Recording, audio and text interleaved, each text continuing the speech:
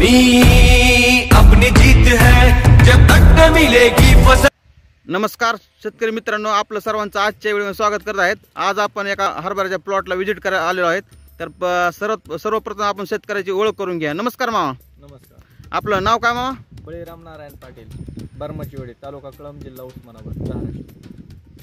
ठीक आहे, आपला हरभरा हे किती एकर आहे मामा?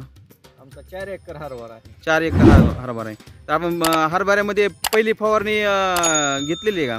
हो, हरभऱ्यामध्ये पहिली फवारणी आम्ही अळीचा प्रादुर्भाव जास्त झाल्यामुळं आदामा कंपनीचा बॅराझाईडची पहिली फवारणी घेतली आणि त्याचं प्रमाण होतं आम्ही 40 मिली पर पंप असं प्रमाणात वापरलं आहे। मग तुम्हाला ते फवारणी केल्यापासून तुम्हाला काय काय जाणवलं हरभऱ्यावर? काय काय कंट्रोल झालं, काय काय नाही?